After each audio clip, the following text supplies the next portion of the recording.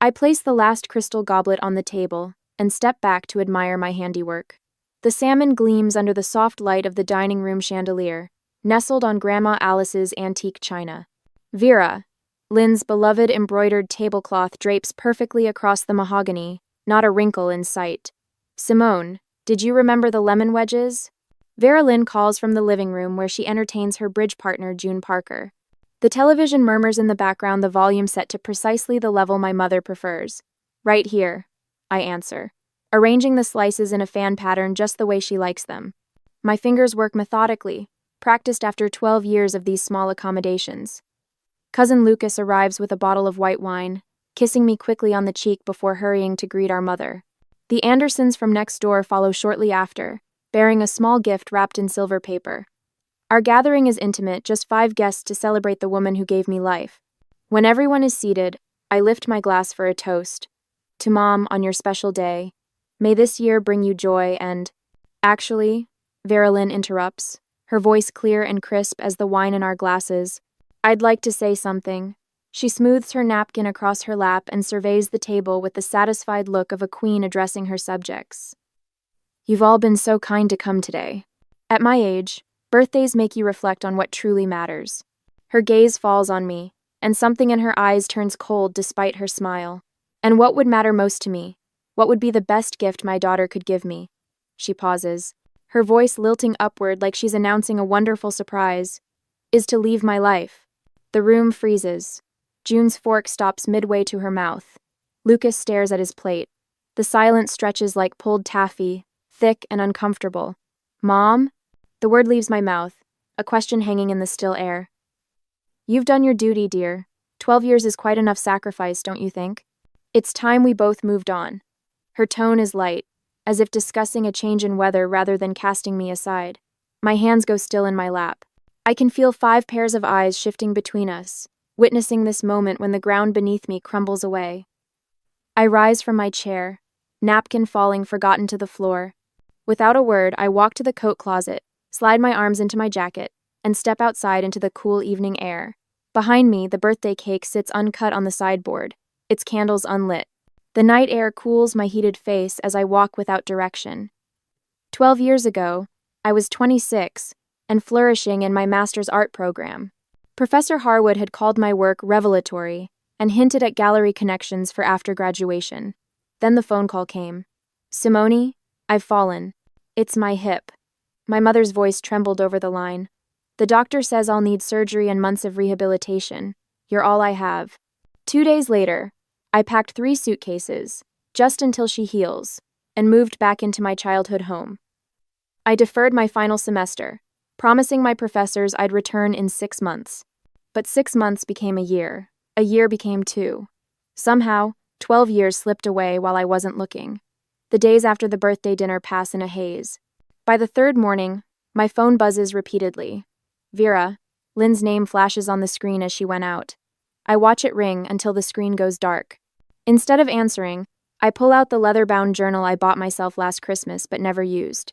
On the first blank page, I write, I've been erased from my own life. The words stare back at me, stark and true. When I finish writing, I do something I haven't done since moving back home. I lock my bedroom door. The small click of the mechanism sliding into place sounds like freedom. As I sit on the edge of my bed, memories surface. I remember returning from a weekend art retreat to find my childhood bedroom repainted. The soft yellow walls I'd chosen were now beige. My mother had smiled, pleased with herself. Surprise! I thought the room needed refreshing. My art books had been rearranged, posters taken down, my space remade in her vision while I was gone. It was just one moment in 1,000 similar moments. Small erosions that accumulated until the person I was became buried beneath the person she needed me to be. I stand before the mirror now, studying my reflection. When did these fine lines appear around my eyes? When did my shoulders learn to curve inward like this? My art career, my friendships, even potential relationships, all sacrificed at the altar of filial duty. The woman in the mirror looks like a stranger, and I realize with startling clarity that I barely recognize myself. The next day, the fluorescent lights of First National Bank buzz overhead as I wait in line, clutching my account statement. A hollowness has settled in my stomach since the birthday dinner 4 days ago.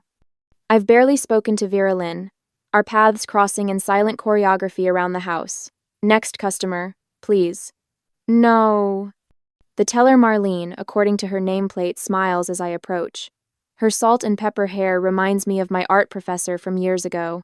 I'd like to review my account transactions for the past year, I say, sliding my ID across the counter. Of course, Miss Bennett. Her fingers tap efficiently across the keyboard. Your joint account with Vera Lynn Bennett, correct? I nod, watching her eyes scan the monitor. Something shifts in her expression. Is there a problem? I ask. Well, she hesitates. There have been several transfers from this account to another account solely in your mother's name. How much? In the past 12 months. She clicks through screens. $7,800 total. My fingers grip the counter edge until my knuckles turn white. The room seems to tilt slightly. May I see the transfer slips? My voice sounds distant, belonging to someone else. Marlene turns her monitor toward me, then retrieves paper copies from a drawer. Here they are, all authorized with your signature. But they aren't my signatures. Close, but not mine. The loops too rounded, the final stroke too long. These aren't my signatures, I whisper. Marlene's expression softens with recognition. I should mention, this isn't the first time money has moved between these accounts. What do you mean? What? Similar transfers appear regularly over the past few years. She lowers her voice. Your mother told Mr. Dalton you approved all household expenses when she was in last month. The floor beneath me feels suddenly insubstantial. I thank Marlene and walk outside, the manila folder of transaction records heavy in my hands. When I arrive home, voices drift from the kitchen. Vera Lynn and June Parker sit at the table, teacups between them. They fall silent when I enter, two pairs of eyes tracking my movements. Simone, we were just talking about you, Vera Lynn says brightly. The brooch pinned to her blouse catches the light, Grandmother Alice's cameo that disappeared from my jewelry box last Christmas. Were you? I open the refrigerator, my back to them. Just saying how dedicated you are, Vera Lynn continues, giving up everything for me. I turn slowly. June's eyes hold something concern, pity, that contrasts sharply with my mother's placid smile. That's one way to put it, I say. June shifts in her chair. How are you managing with the roof repairs? Vera Lynn mentioned they were quite expensive. Roof repairs? The words come out sharper than intended. The leak over the guest bedroom, Vera Lynn says smoothly. Remember, dear? From that storm in April. There was no leak. No storm severe enough to cause damage. No repairs I've seen evidence of. Must have slipped my mind, I say. Later, after June leaves, I search my mother's desk while she naps. Beneath her tax returns, I find property documents I've never seen before.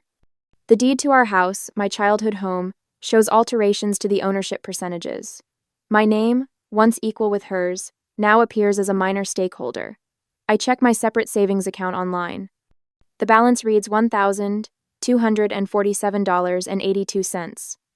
Last year, it held over $12,000 my emergency fund built from years of careful saving from my library salary.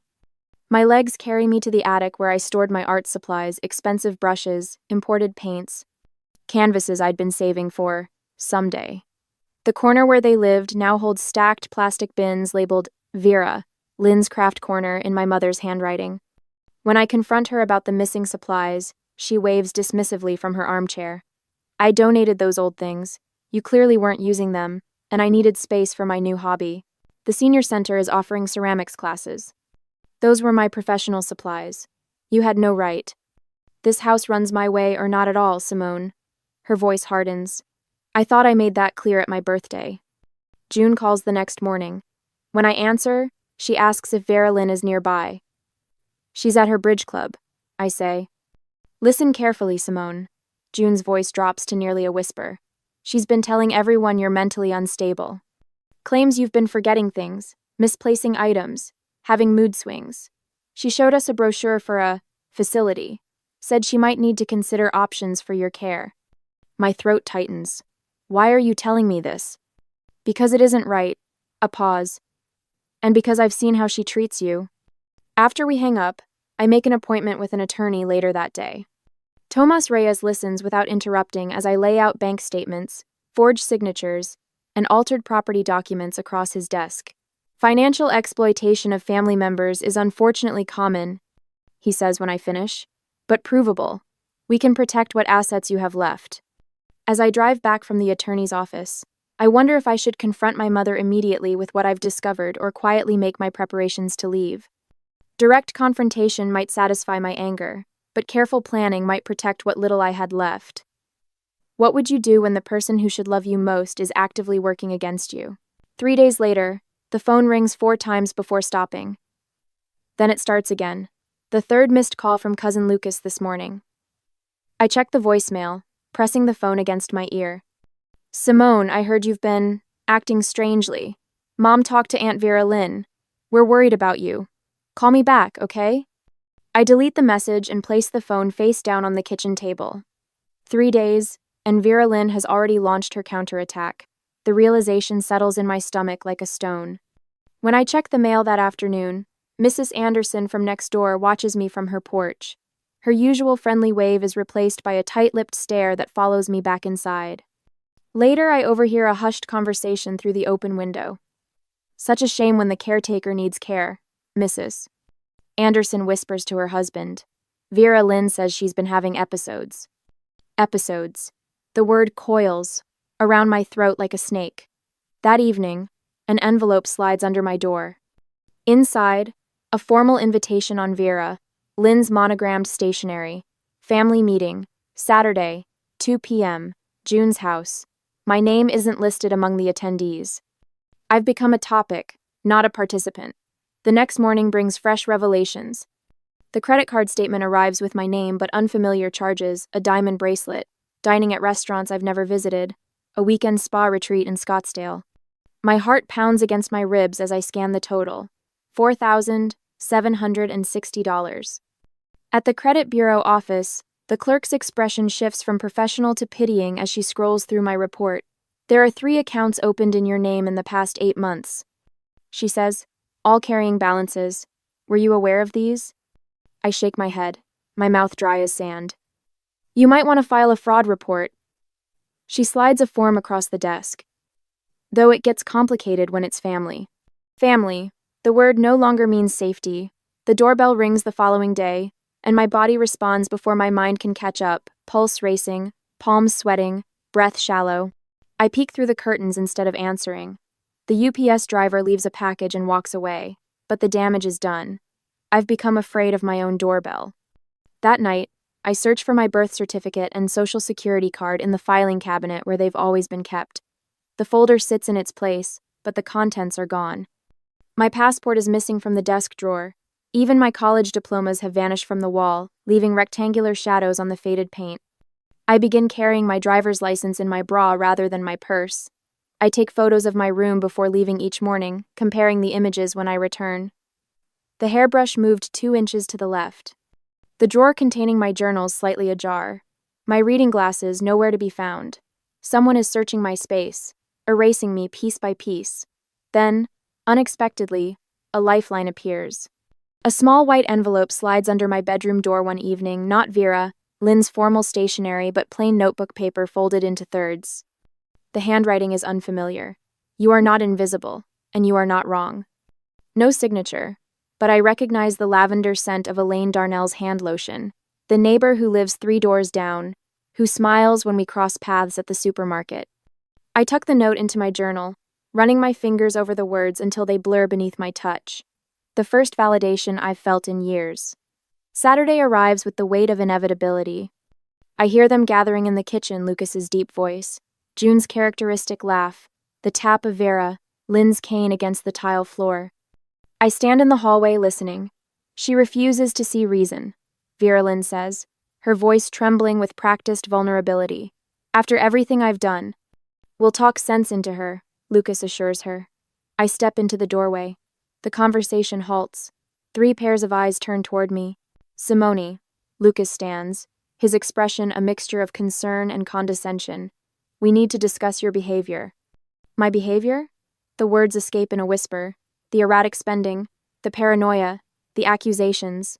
He counts off on his fingers. After everything your mother's done for you, this is how you repay her? Something shifts inside me, a tectonic plate moving after years of pressure. I straighten my spine, feeling my full height for the first time in years. No one has the right to demand my entire life in return for being my parent. I say, my voice steady, not even her. Lucas blinks, startled by the clarity in my tone. You've always been dramatic, Vera Lynn interjects, reaching for June's hand. She gets this from her father's side. Dramatic? I laugh, the sound foreign to my own ears. Is it dramatic to want autonomy? To question why my signature appears on documents I never signed? The doorbell interrupts us. I answer without hesitation, relief washing over me at the sight of Tomas Reyes in his pressed suit, leather portfolio tucked under his arm. He nods professionally. Miss Bennett, I have those documents you requested. Behind him stands Elaine Darnell, her silver hair catching the afternoon light. I hope I'm not intruding, she says, though her firm expression suggests she doesn't care if she is. I thought you might want a witness. They step inside, and suddenly the kitchen feels balanced 3 against 3. Tomas opens his portfolio on the table, revealing notarized bank statements and highlighted forgeries. These transfers occurred without my client's knowledge or consent, he explains, his voice measured and calm. The signatures have been professionally analyzed and confirmed as forgeries. Vera Lynn's face pales. June studies her teacup with sudden interest. That's impossible, Lucas begins, but his protest lacks conviction. It's all documented, Tomas continues, including the credit accounts opened in Miss Bennett's name without her authorization. I stand beside Tomas, aware that my voice no longer shakes when I speak. I'm freezing the joint accounts today and initiating legal separation of property. You can't do that, Vera Lynn snaps, the vulnerable act dropping away. I'm your mother. Being my mother doesn't entitle you to my identity, I reply. Elaine steps forward. I've witnessed Mrs. Bennett admit to signing her daughter's name on multiple occasions, claiming it was just easier that way. I'd be happy to provide a statement. Vera Lynn's mouth opens and closes without sound. The meeting ends with Lucas escorting my mother and June from the kitchen, his certainty visibly shaken. Tomas reviews next steps while Elaine makes tea. For the first time in 12 years, I feel the house expanding around me, making space for my presence. Hours later, after Tomas and Elaine have gone, I return from a walk to find the front door ajar. Inside, Vera Lynn stands in the living room, my suitcases open on the floor, her hands filled with my clothing. What are you doing? I ask. She doesn't look up. Packing your things. If you want independence so badly, you can have it. I watch her methodical movements, recognizing the final desperate maneuver of someone losing control. But this time, her actions don't fill me with fear. They set me free. 2 days later, the locksmith slides the new key into my palm, solid and gleaming. All done, ma'am. 3 exterior doors and 2 interior. Nobody's getting in without your say-so now. I close my fingers around the metal, feeling its teeth bite into my skin. Thank you. After he leaves, I walk through each room of the house, testing locks, mentally reclaiming territory. The master bedroom, once Vera Lynn's exclusive domain, now bears a brass deadbolt that only my key can turn. I've moved her things to the guest room while she was at June's yesterday. My phone buzzes with a text from Tomas. Bank accounts separated. Password reset on all financial portals. Documented 6 forged signatures so far. For 12 years, I've been the ghost in this house. Now I'm becoming solid again, one boundary at a time. When Vera Lynn returns that afternoon, her key slides uselessly against new tumblers. I watch through the curtains as confusion crosses her face, followed by indignation. She jabs the key harder, twisting with increasing force until her knuckles whiten. When she finally looks up, our eyes meet through the window. The shock on her face is worth every penny I paid the locksmith. I open the door just enough to speak through the gap. Your things are in the guest room. We need to talk about the forged signatures at the bank. This is ridiculous, she sputters, her voice rising to carry to the neighbors' houses. My own daughter locks me out of my home. My home, I correct her, voice steady. The deed shows I've owned it since Grandma Alice passed. The deed you tried to alter. My home. Her performance falters momentarily before she recovers, eyes brimming with rehearsed tears. I'm calling Lucas. The family needs to know what you're doing. Go ahead, I say, closing the door softly. That evening, My phone lights up with a call from June Parker. I nearly decline it, assuming she's acting as Vera, Lynn's proxy, but something makes me answer. Simone? It's June. Her voice sounds different, hesitant, without the usual confidence she displays at my mother's side. Vera, Lynn's called an emergency family meeting at my house tomorrow. She's telling everyone you've had some kind of breakdown. My stomach tightens. I expected as much. I thought you should know what she's planning. June pauses, then adds, I could record the conversation, let you hear what she's saying behind your back. The offer surprises me. Why would you do that? Because some things she's claiming don't add up. She said you stole money from her accounts, but I was there when she bragged about using your credit for that cruise last year. Said you'd never notice. I press my hand against the wall to steady myself. She told you that? And more. I kept quiet too long because she was my friend first. That was wrong of me. After we hang up, I sit at my kitchen table, spreading out the financial documents Tomas helped me gather. Each paper represents another betrayal: forged checks, credit accounts opened in my name, transfers from joint accounts. The evidence forms an undeniable pattern. The next morning, my phone rings again. It's Lucas, his voice uncharacteristically subdued. I just left June's 10. Your mom's saying some pretty extreme things about you. Let me guess. I'm unstable, ungrateful, possibly stealing from her? His silence confirms it. Some of what she's claiming doesn't make sense. She said you've never paid toward household expenses, but I remember you mentioning taking a second job to cover the roof repairs last year. The repairs she arranged without telling me, then forged my signature for payment? I keep my voice calm, factual. Lucas, I have the documentation, actual proof, not just accusations. Another silence. I'd like to see it, if that's okay. Come by tomorrow. I'll show you everything. That night, Tomas calls with updates on the legal documentation he's preparing. We've established a clear pattern of financial exploitation, he says. With the bank records and the forged signatures, we have enough for a formal complaint. While we talk, Elaine from next door drops by with a homemade casserole and helps me rearrange the living room furniture. We move Vera, Lynn's heavy wingback chair, to the basement and bring my reading chair down from the attic, where it's been stored for years. The room already feels more like mine. How are you sleeping? Elaine asks, straightening a lamp on the side table. Last night was the first time in weeks I didn't wake up at 3 a.m., wondering what she'd do next. I admit, good, that's a start. After Elaine leaves, June calls again. Vera, Lynn's changing her story now. Yesterday you were irrational and dangerous. Today she's saying you're just confused and need family intervention. Because the dangerous narrative wasn't working? Exactly. Some of the family is starting to ask questions she doesn't want to answer. I thank her for the information, feeling a strange mix of vindication and sadness. When June offered to help me expose my mother's manipulations to the family, I hesitated.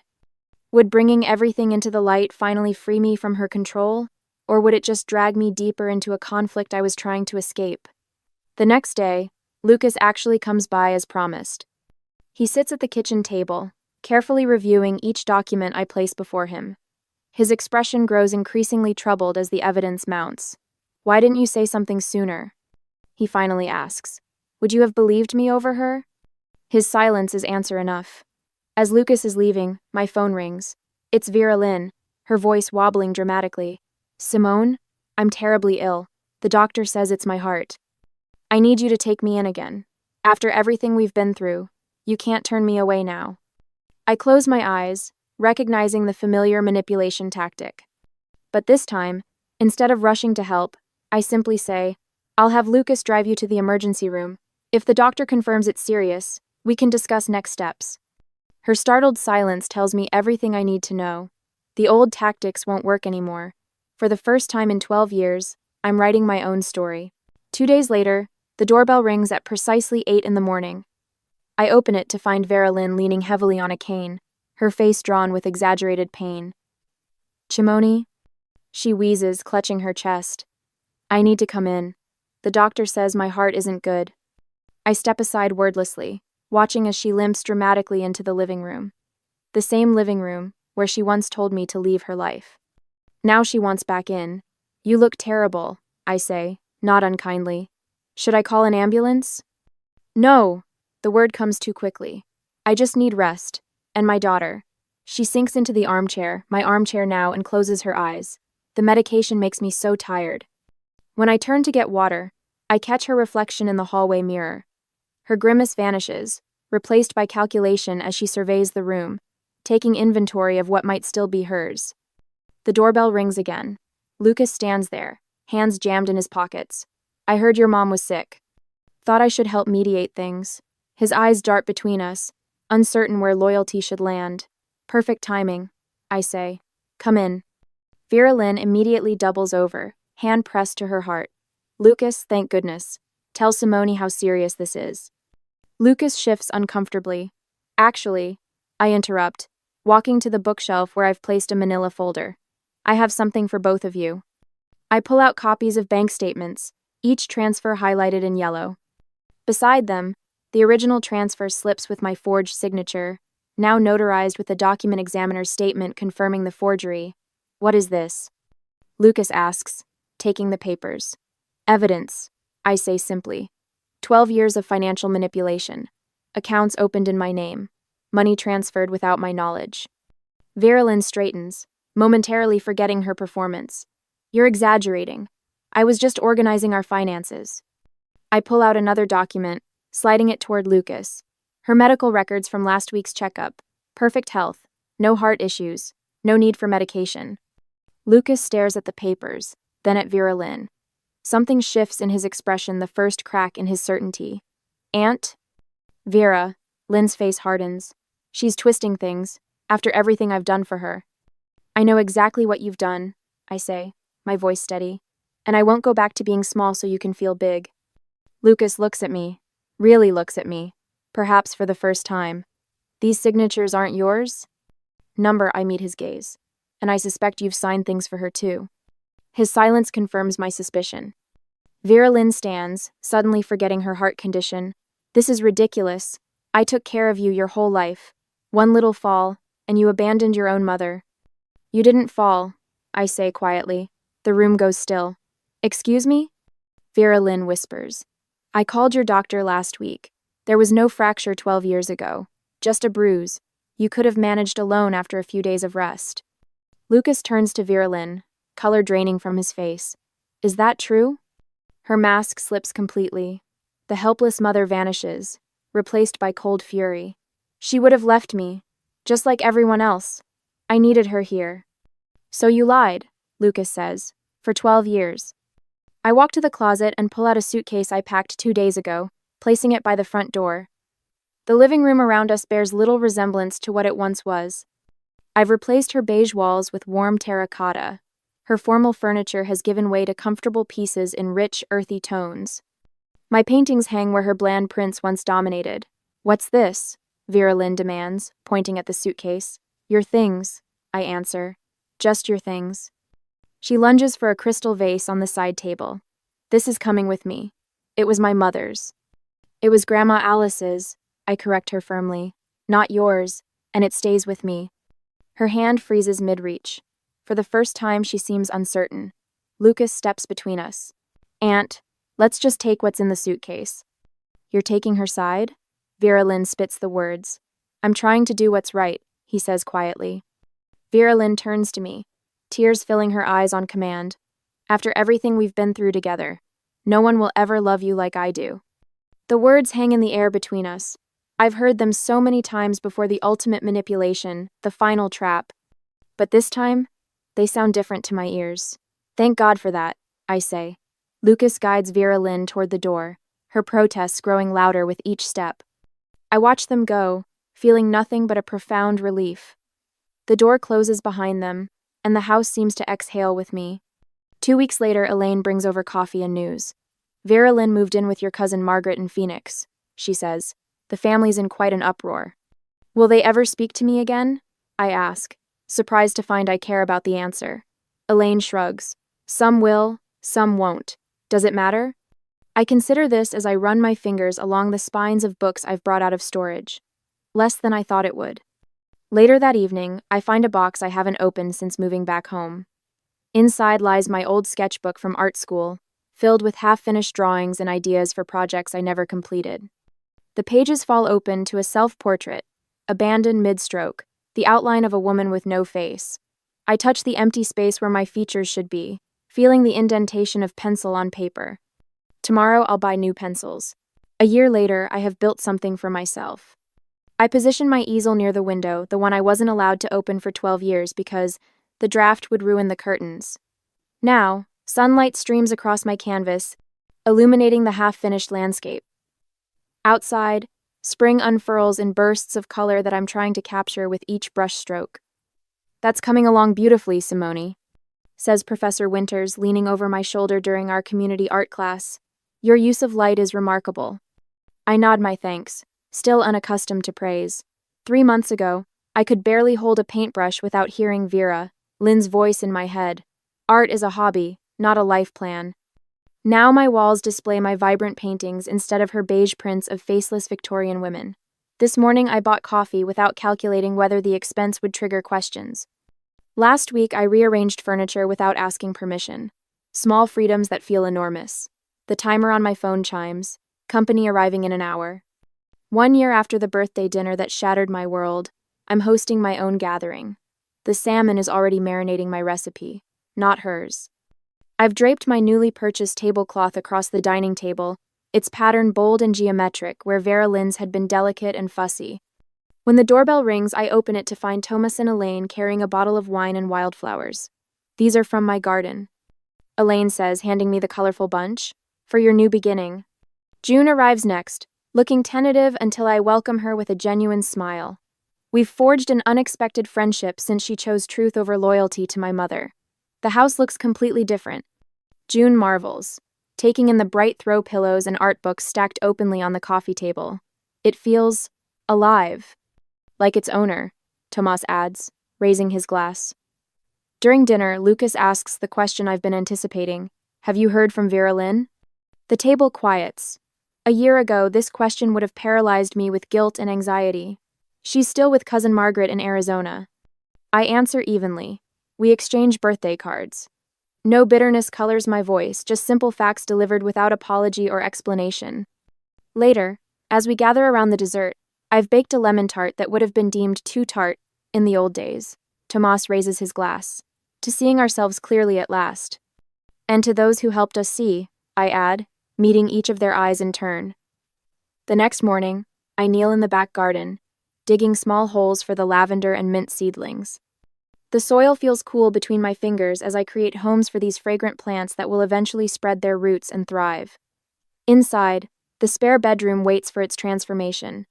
Paint samples in shades of gold and terracotta line one wall.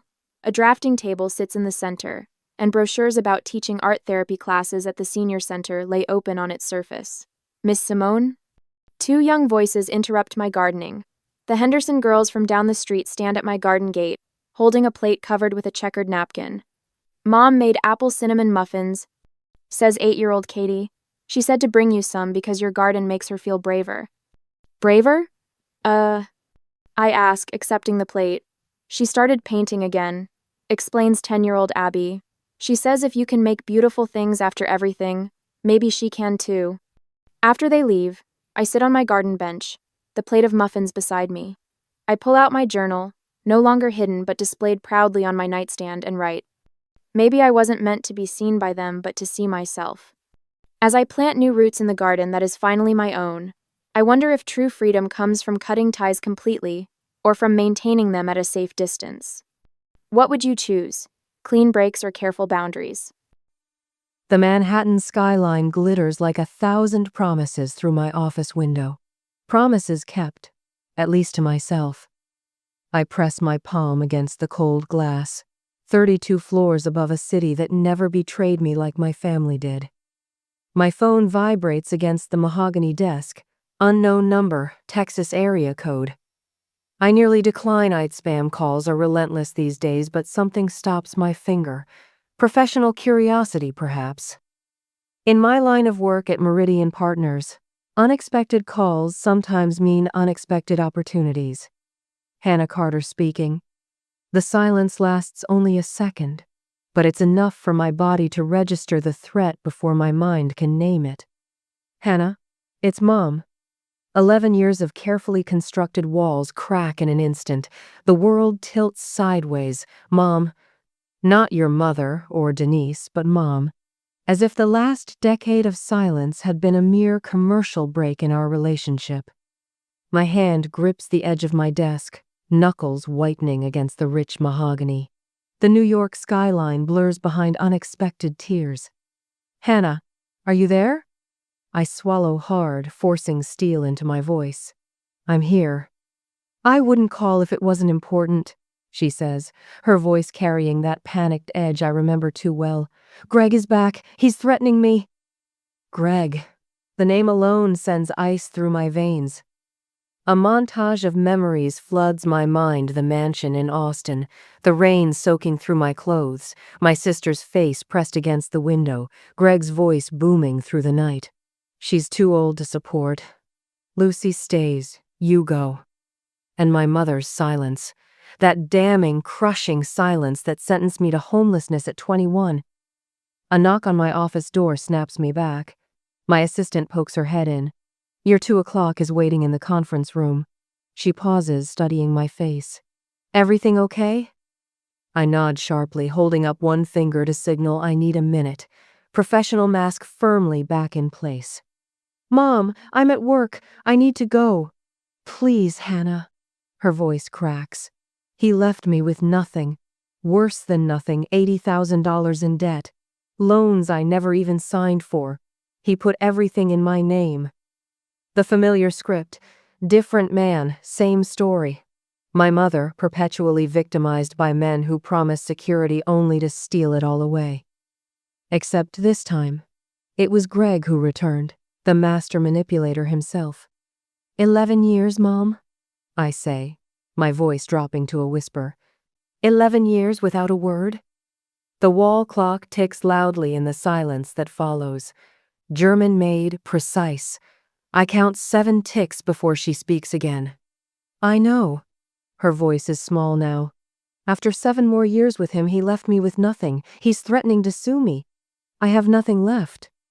I straighten my spine, years of survival instinct kicking in.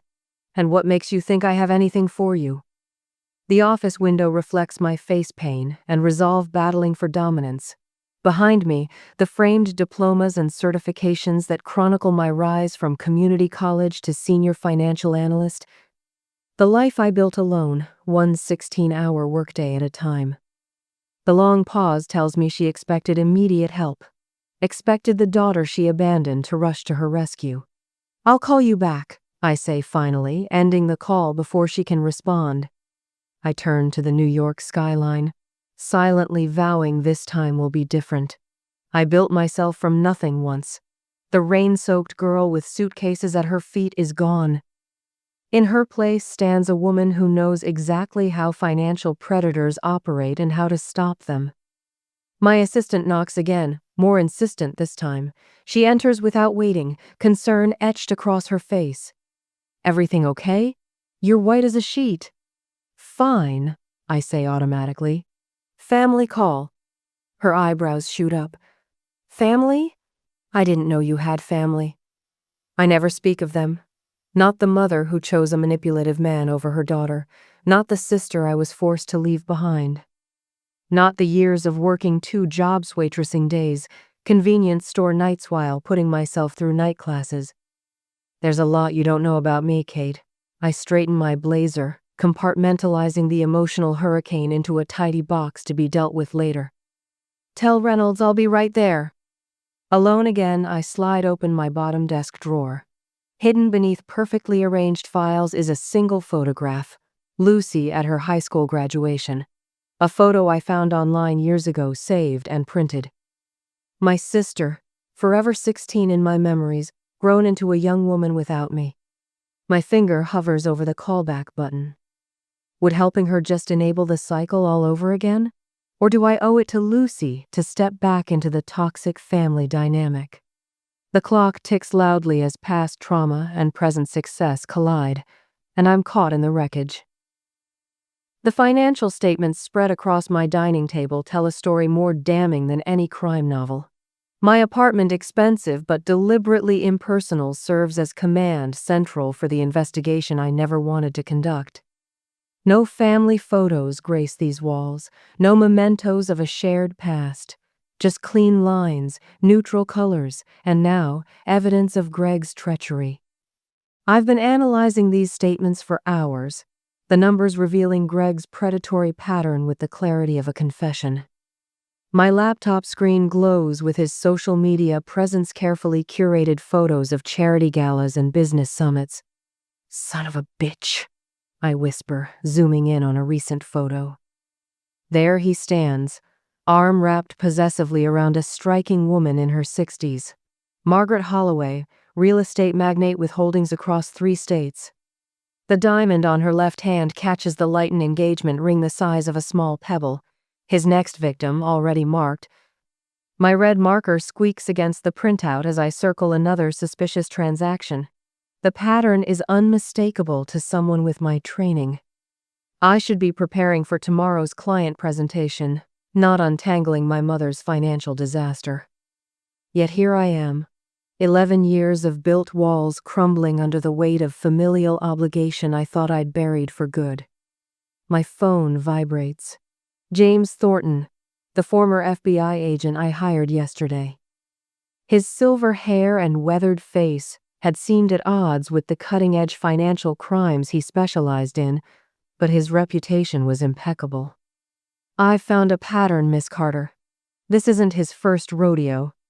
I'm listening. My fingers trace the edge of a bank statement showing suspicious transfers. 5 women over 20 years. All wealthy when he met them, all left with nothing. His voice carries the gravelly weight of someone who's seen too much. He systematically fraudulent agreements, transfers assets gradually, then vanishes when the accounts are drained. The information isn't surprising, but confirmation still lands like a punch. I've got a timeline drawn up at my office. Names, dates, amounts. It's extensive. "Send me everything, then I'll come see it myself," I say, already reaching for my jacket. James's office is old-school detective-worn leather chairs, filing cabinets with dented edges, and a corkboard now covered with photos of Greg. The pictures span decades, showing him with different women at different events, always smiling, always in control. Patricia Lowe, 2003, lost her inheritance and family home. James points to a photo of Greg with a blonde woman. Rebecca Daniels, 2007, signed over her business assets. Another photo, another woman. Catherine Miller, 2011, took loans against her property portfolio. Greg with a redhead. Sarah Jenkins, 2015, emptied her retirement accounts for investment opportunities. A brunette looking adoringly at Greg.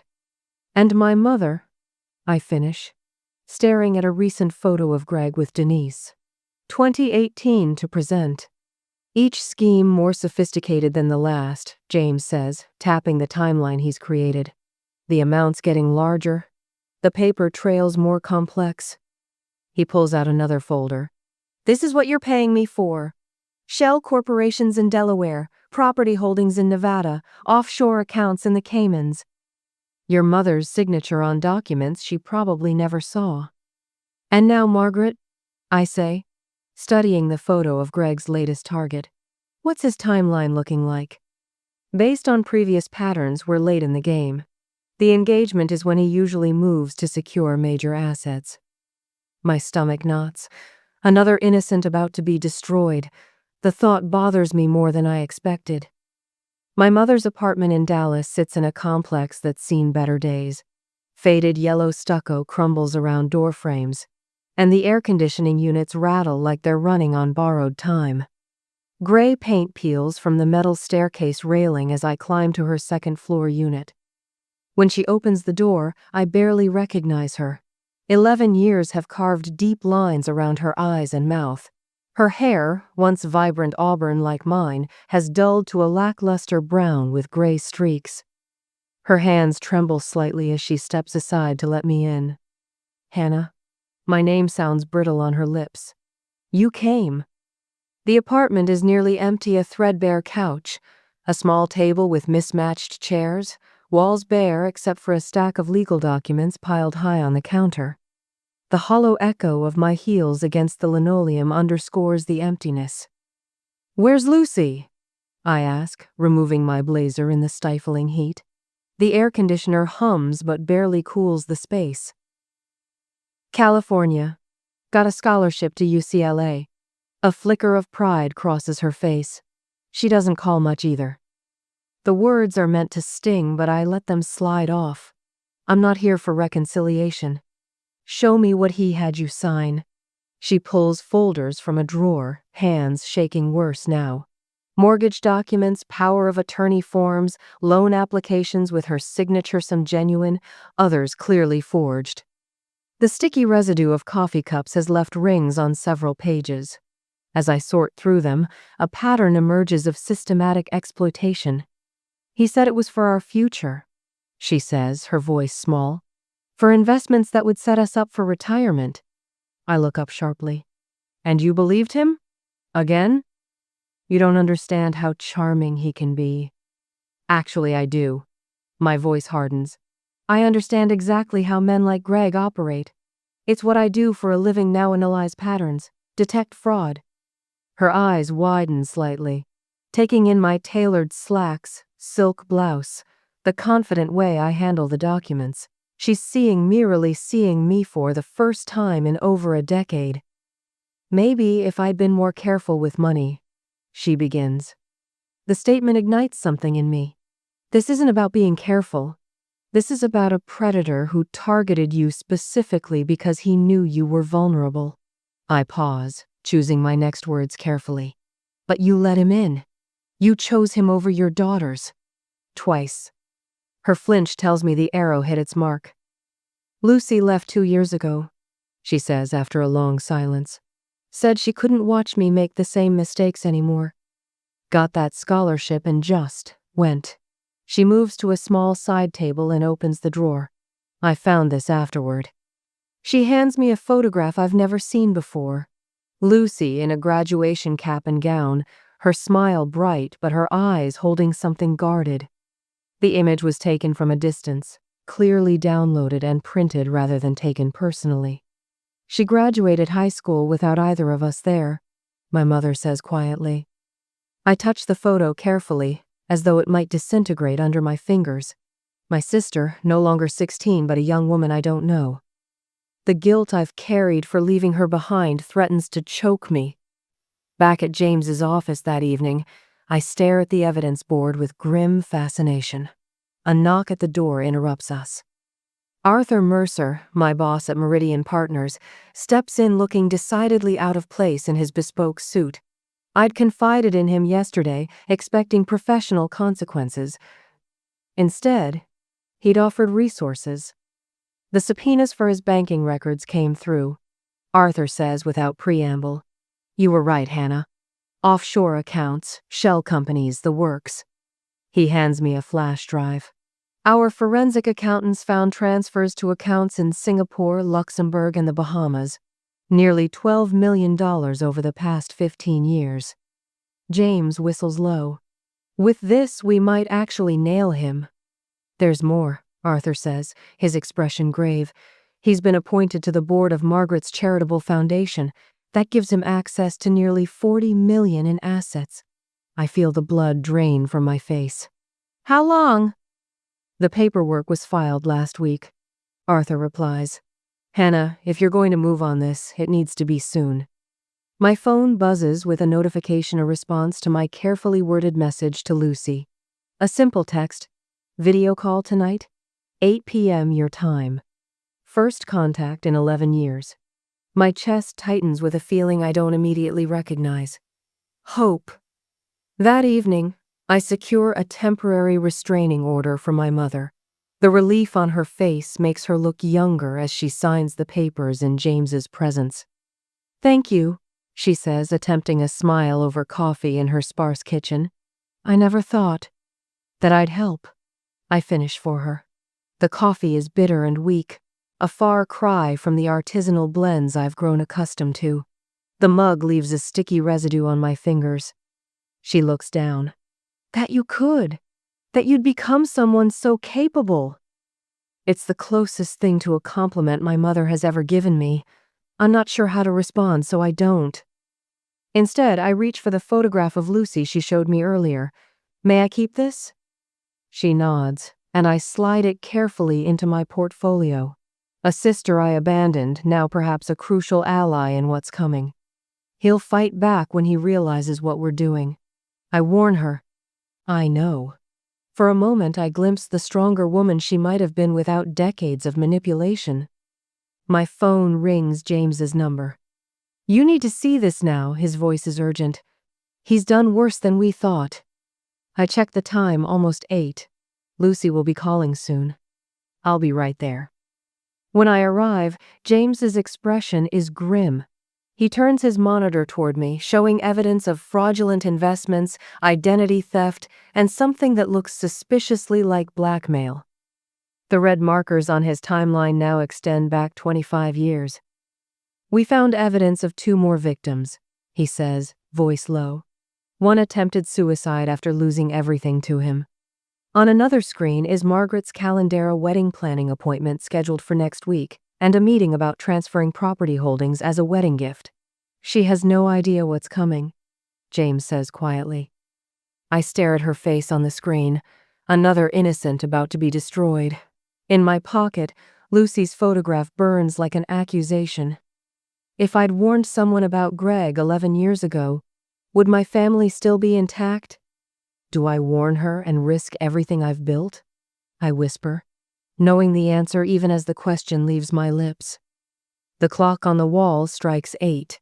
Somewhere in California, Lucy is waiting for my call.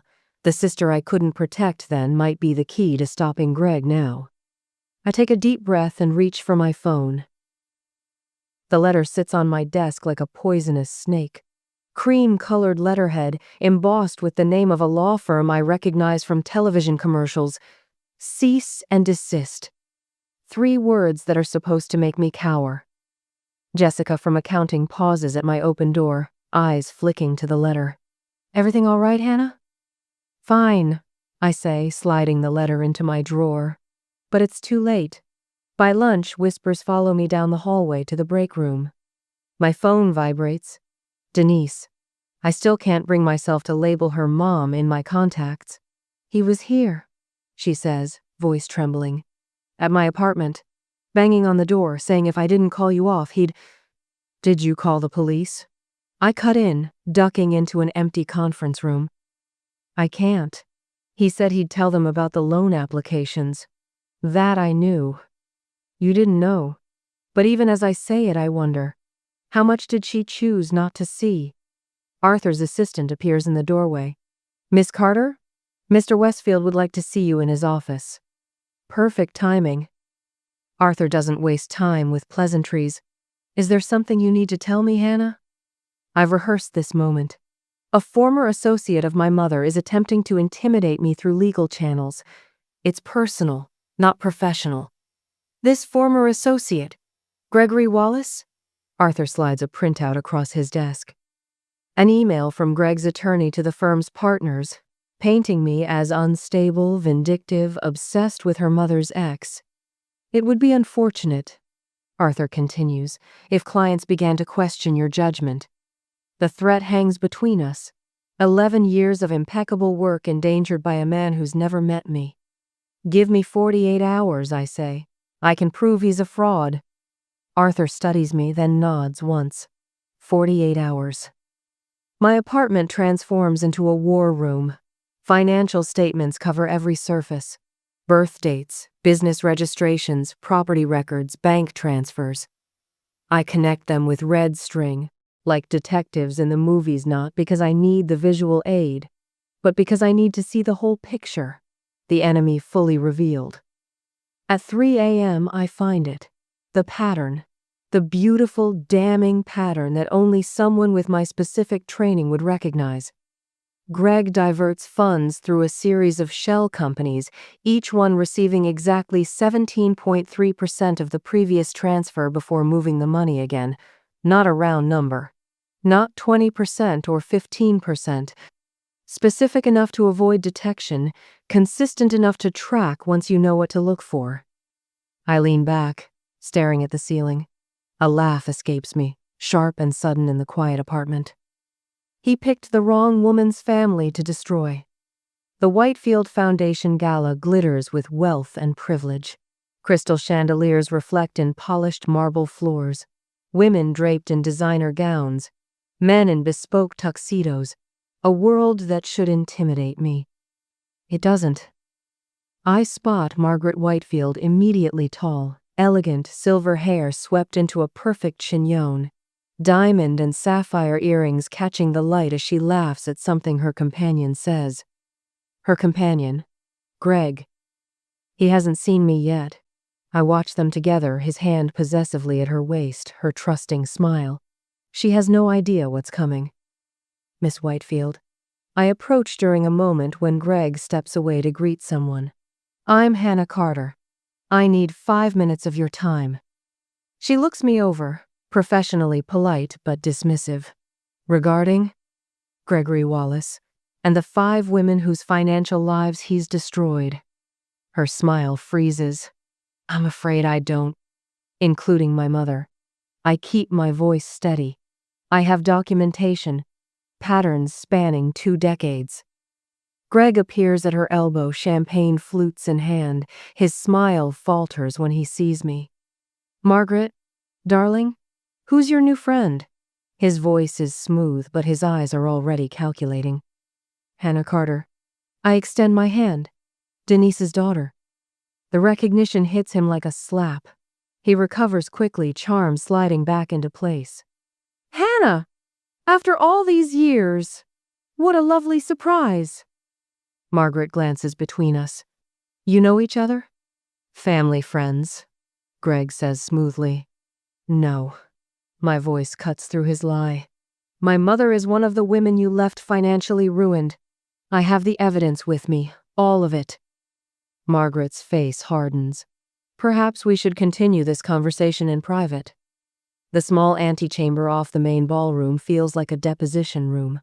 Margaret sits rigid, shoulders back, as I lay out the documents one by one. 5 women over 20 years. Each relationship lasts between 4 and 7 years. Each ends with massive debt in the woman's name debt she didn't know about until you were gone. I slide across the most damning evidence bank transfers. Loan applications with forged signatures. The pattern of 17.3%. You proposed to her last week, didn't you? I ask. Margaret doesn't answer, but her hand moves instinctively to the enormous diamond on her left hand. The door opens. Greg starts to enter, but Arthur blocks his path. My boss-me unexpected ally. Miss Whitefield requested privacy. Arthur says, his silver Harvard Law cufflinks gleaming. Behind me, another door opens. I turn, and for a moment, I can't breathe. Lucy. My baby sister stands in the doorway, no longer the 16-year-old crying at the window, 27 now, poised and beautiful in a simple black dress. Sorry I'm late, she says, walking toward me like we've been doing this together for years. She slides into the chair beside me, and beneath the table, her fingers find mine. Squeeze once. I squeeze back. Margaret breaks the silence. He proposed last week, at my vineyard in Sonoma. Her voice sounds hollow, her fingers touching the diamond again. My lawyer is on his way. The investigator I hired stands sentry at the main door, his former FBI posture unmistakable. He nods at my perimeter secure. Greg won't interrupt again without a fight. I have the recording, I say gently, pushing my phone toward Margaret, of what he said to my mother last week. I press play. Greg's voice fills the room, threatening Denise, demanding she control your daughter or he'd take everything else you have left. The color drains from Margaret's face. Greg shoves past Arthur into the room, charm abandoned. This is ridiculous. A desperate woman trying to extort money with fabricated. It's your voice, Greg, Lucy interrupts, steel beneath her soft tone. I'd recognize it anywhere. He falters, seeing her for the first time. Lucy? What are you doing here? Standing with my sister. Her hand tightens on mine under the table, where I should have been all along. Margaret removes her engagement ring, places it deliberately on the table between us. The diamond catches the light, throwing prisms across Greg's suddenly pale face. I stand, my sister rising with me. It ends here, Greg. No more women. His mask slips.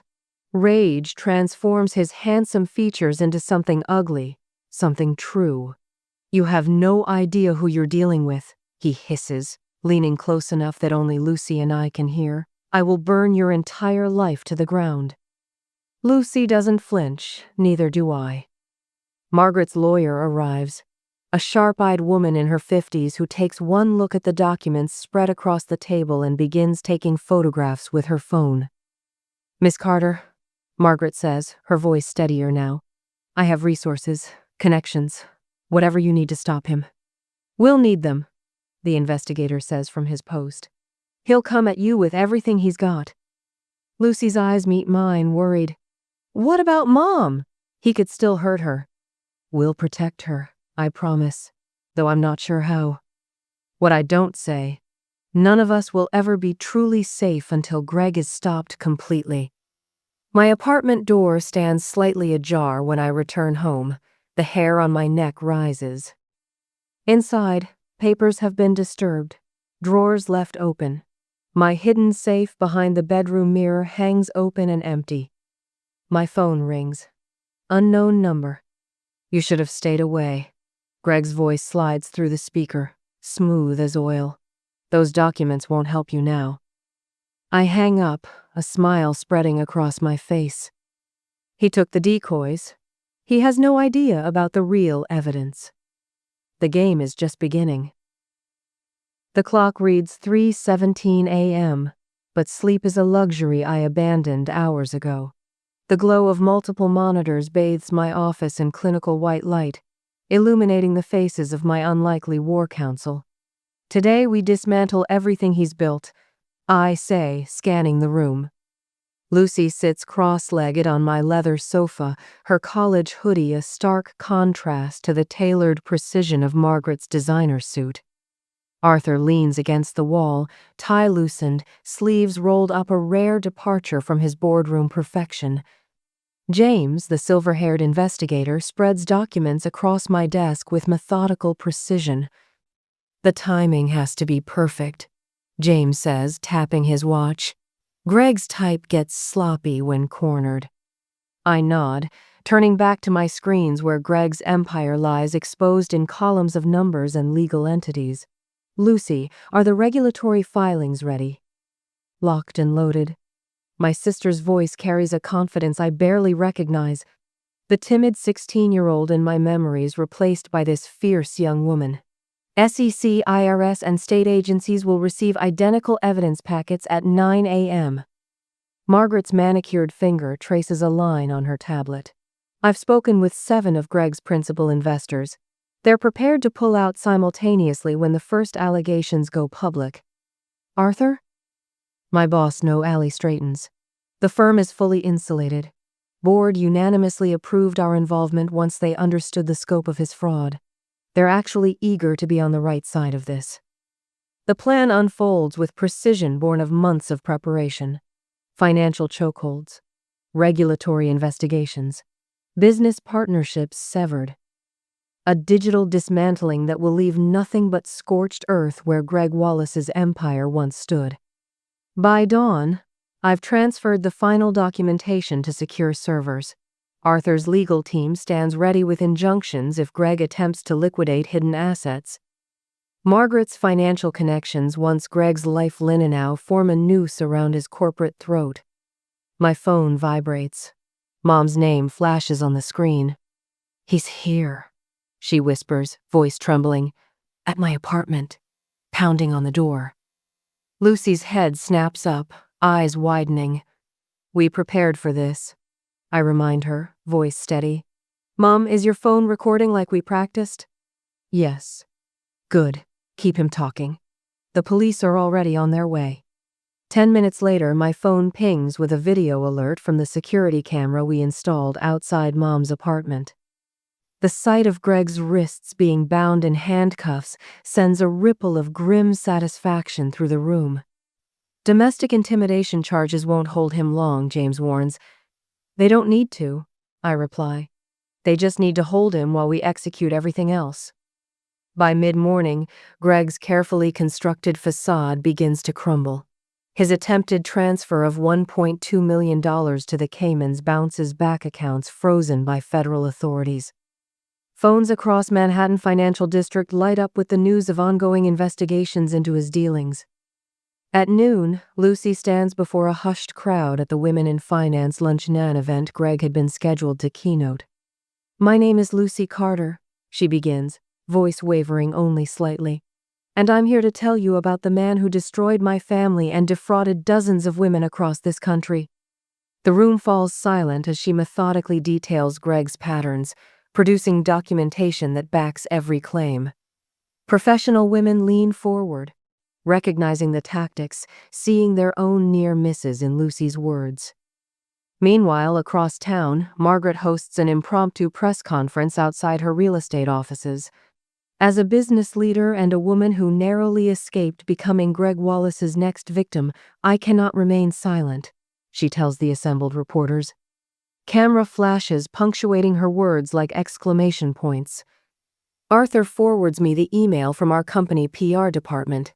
The subject line makes me smile. "Response to Wallace allegations." Greg's desperate attempt to smear my professional reputation has backfired spectacularly. Instead of distancing themselves, Meridian Partners has issued a statement fully supporting my ethical stand against financial predators.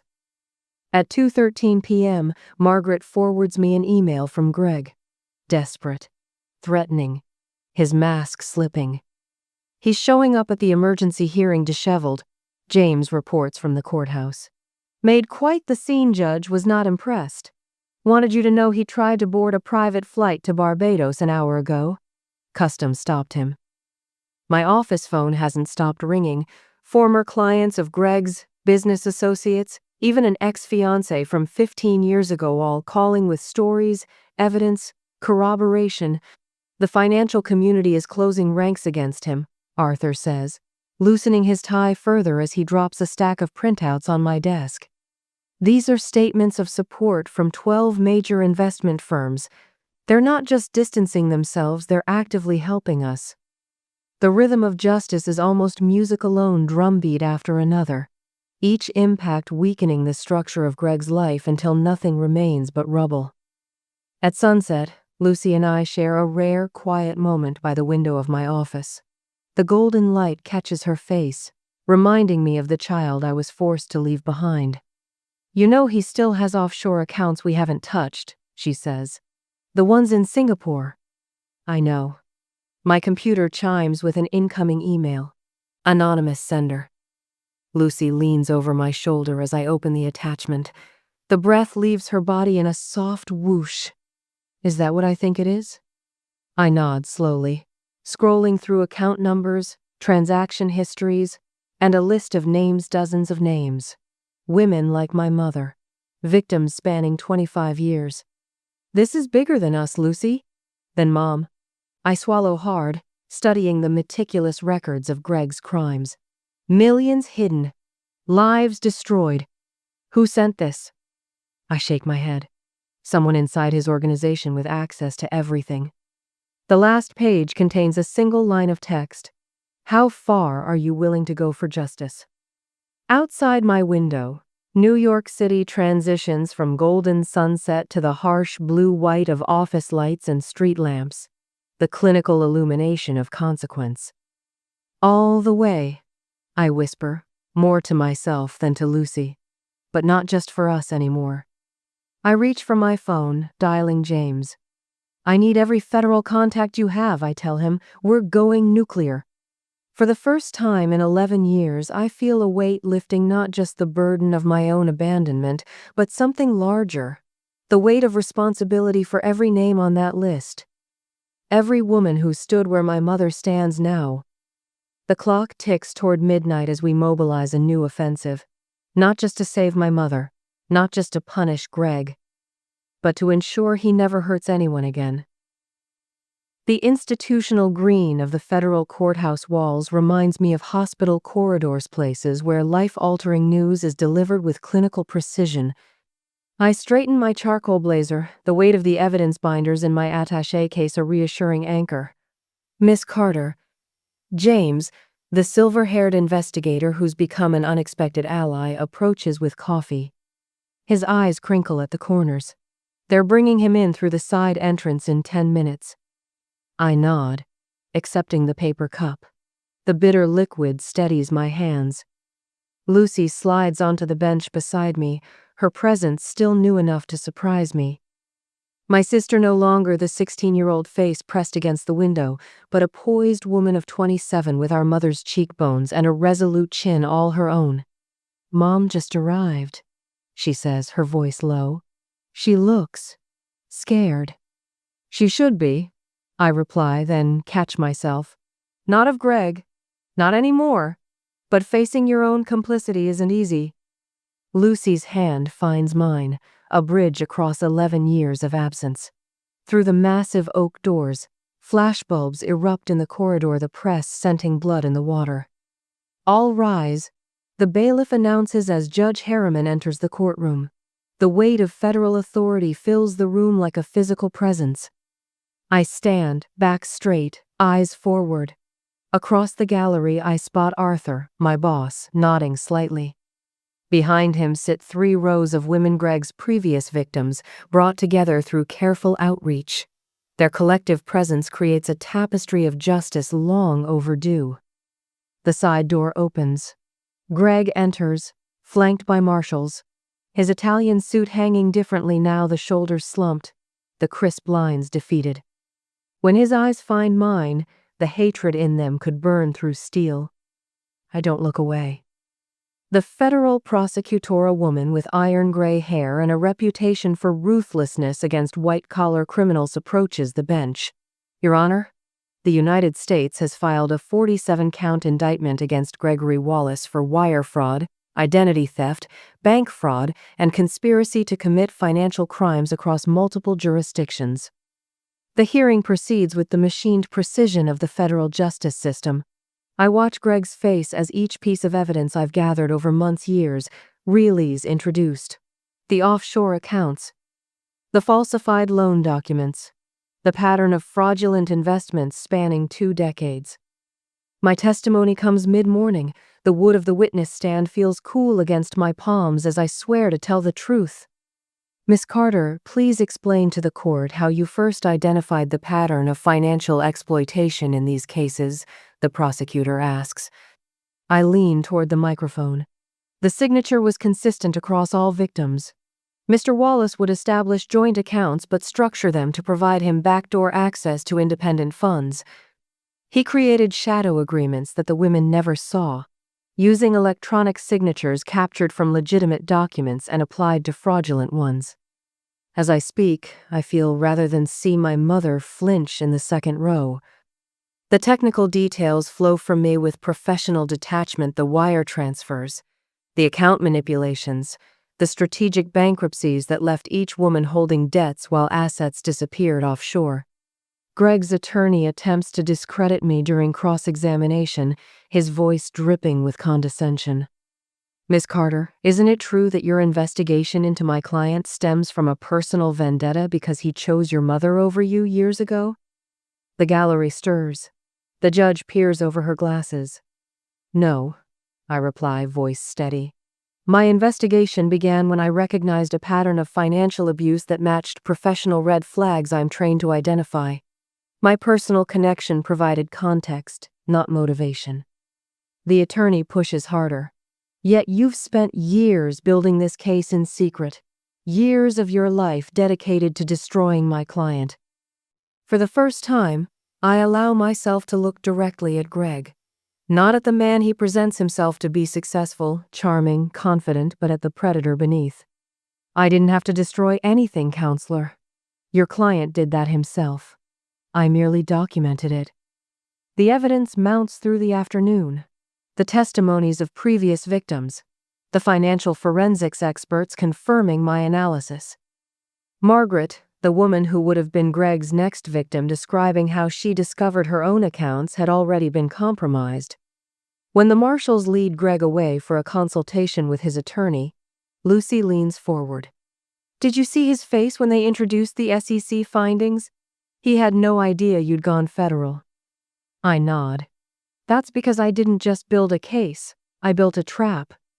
The most damning evidence arrives after lunch records from a third-party digital forensics firm showing Greg had already begun transferring Margaret's assets before their planned wedding. The judge's gavel cracks like thunder. Bail is denied. The defendant poses both a flight risk and an ongoing danger to others. As they lead Greg away in handcuffs, he lunges toward our row. "This isn't over, Hannah," he hisses. I rise slowly to my full height. The courtroom falls silent, all eyes on us, the predator and the woman who stopped him. "Actually, it is," I reply, my voice carrying in the hushed gallery. "You picked the wrong family." Outside, the harsh lights of news cameras create a gauntlet. Greg's walk of shame down the courthouse steps plays out beneath a barrage of clicking shutters. I stand at the top of the stairs, Lucy and my mother flanking me as reporters shout questions. "Miss Carter, how long have you been building this case?" I step to the microphone. Since the first time I recognized the pattern, some predators have a signature. Mr. Wallace's was in his financials. Across the crowd, I spot James with his arm around Denise, steadying her. My mother looks smaller somehow, the weight of her enabling role finally acknowledged. When our eyes meet, there's something new there, not just remorse, but a painful self-awareness. The federal prosecutor joins me at the microphone. This case has expanded to include multiple jurisdictions. We expect full restitution for all identified victims. As the press conference concludes, Lucy guides me toward the waiting car. Behind us, the courthouse stands like a monument to consequences finally delivered. "What happens now?" she asks quietly. I look at the waiting vehicle where our mother sits, hands folded tightly in her lap. "The harder part," I reply. "Figuring out if we can rebuild what was broken." The car door feels heavy in my hand. Beyond justice lies the undefined territory of healing, and I'm not sure which required more courage, destroying a predator or forgiving the mother who once chose him over me. The Manhattan skyline glitters with spring sunshine as I place the Ethics in Finance Award on my office shelf. Not prominently displayed just there, a quiet testament to the last year's journey. I trace my finger along the engraved words, remembering the courtroom, Greg's face as they led him away in handcuffs. My phone vibrates. Lucy's name brightens the screen. "My dissertation proposal was approved," she says, excitement threading through her voice. "The committee called my research on financial abuse patterns groundbreaking." Pride swells in my chest, real pride, not the brittle defensive kind I've wielded like armor for years. "Of course they did. You're seeing connections no one bothered to document before." "Sunday dinner still on?" she asks. The casual question carries weight. These monthly gatherings remain delicate constructions, like buildings with beautiful facades but foundations still settling. My calendar shows the reminder: family dinner, mom's new place, 5 p.m. Scheduled and color-coded, just like my quarterly earnings reports. Wouldn't miss it, I say, and mean it. The photograph on my desk catches afternoon light. Last Christmas, Lucy, Mom, and me standing before a modest tree in Mom's apartment. None of us looking entirely comfortable, but all of us present. It's something. Financial predators count on silence and shame. I tell the audience at the Women's Economic Empowerment Conference. My voice carries through the hotel ballroom, steady and purposeful. They isolate their victims, create dependency, then exploit it. 200 women watch me, some nodding in recognition. Others sit perfectly still, the way prey animals freeze when sensing danger. I know that stillness, lived in it for years. The patterns are remarkably consistent. I continue, advancing to the next slide. But so are the warning signs. I don't share the full story. Don't mention Mom by name, or Greg, or the rain soaking through my clothes 11 years ago. Those details remain mine. But the financial manipulation tactics, the legal vulnerabilities, the recovery strategies, these I offer without reservation. Afterward, a woman approaches me, twisting her wedding ring. My husband handles all our finances, she begins, eyes darting around the room. But lately, I hand her my business card. Not the glossy Meridian Partners one, but my personal card with my cell number. Call me anytime, I say, meeting her eyes directly, day or night. She slips the card into her purse with practiced discretion. I recognize the movement, the careful hiding of anything that might trigger questions later. As she walks away, I count silently. 7 women approached me after last month's workshop. 9 today, each one carrying a story both unique and eerily familiar. My apartment feels different with people in it. The modern furnishings I selected for their clean lines and absence of sentimentality now serve as backdrop for something I never planned. Community. Arthur raises his glass of scotch. To the newest senior partner at Meridian, he announces, his usual boardroom authority softened with genuine pride. To Hannah, echoes Margaret, elegant as ever in tailored navy. Since breaking free of Greg, she's channeled her considerable resources into expanding her foundation for financial abuse survivors. James, the investigator, stands near the window, looking characteristically uncomfortable in social settings. Greg's appeal was denied yesterday, he says, his gruff voice cutting through the congratulations. Thought you'd want to know. Lucy grins, raising her glass higher. Now that's worth celebrating. Mom sits slightly apart, perched at the edge of the gathering. She's wearing a blouse I've never seen, something new and crisp, bought with her own money from her new part-time bookkeeping job. Progress measured in small victories. Thank you, she says suddenly, her voice soft but steady. All of you, for helping us. The room quiets. It's the most she's said all evening, the most she's acknowledged what happened. The us catches in my throat, a collective pronoun that includes both herself and me after years of separation. Arthur clears his throat, uncomfortable with the emotional turn. Well, Hannah did the heavy lifting, we just provided backup. No, I correct him, surprising myself. We did it together. This admission of interdependence, of needing others, would have been impossible for the Hannah who stood watching the Manhattan skyline a year ago. That woman believed vulnerability was weakness. This woman knows better. Sunday evening bathes Mom's modest apartment in golden light.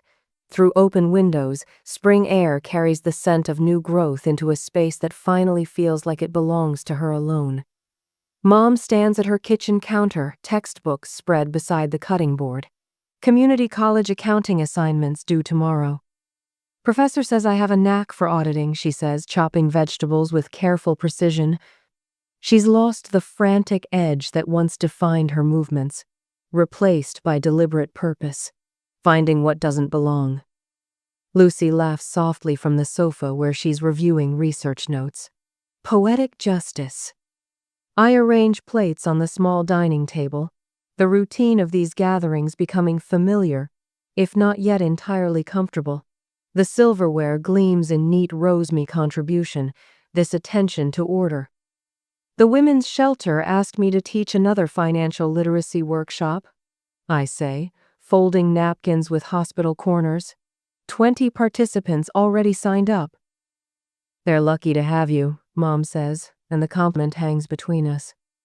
We gather at the table, this triangle of wounded women slowly reforming into something that resembles family.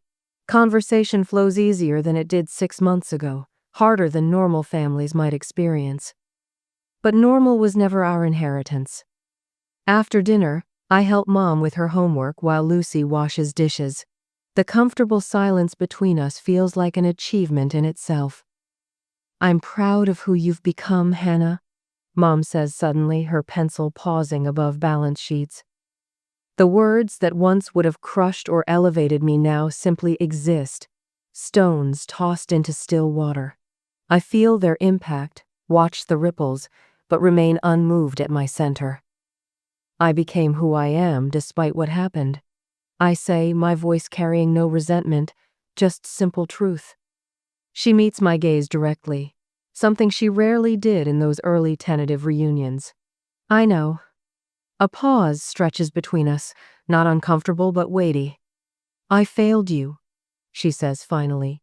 When Greg told you to leave. When I stood there and said nothing. The admission isn't a revelation. We've covered this territory in therapy sessions with neutral mediators present. But hearing it here, in her own space, without professional prompting, carries different meaning. Yes, I say simply. You did. No dramatics, no tears. Just acknowledging the truth we both know. The accounting homework sits between us, columns of debits and credits awaiting reconciliation. But we're here now, I add, tapping my pen against the table. That counts for something. She nods, pain and acceptance mingling in her eyes. I know. And there it is not forgiveness exactly, but something equally freeing. The acknowledgement of truth, the absence of the need to make her understand what she can never fully comprehend. Later, as twilight softens the edges of the city, my phone chimes with Lucy's text about starting a nonprofit for financial abuse victims. Another notification follows the final restitution payments processed to Greg's victims. I delete the case files from my computer, each click severing another thread tying me to the past. Not forgetting I'll never forget, but choosing what to carry forward. Then I open the email from Mom, her first paycheck, photographed and sent with a simple message. Look what I did. The balcony offers a moment of solitude as Manhattan transforms from daylight to electricity. My phone rings. Hey, just checking in, Mom says, her voice still carrying traces of uncertainty, as if permission to call remains tenuous. Hey, Mom, I answer, watching lights blink on across the city. The simple exchange represents not a perfect relationship, but a healthier one. Not a clean slate, those don't exist in families like ours, but a new page. Freedom isn't about escaping the past. It's about choosing your future.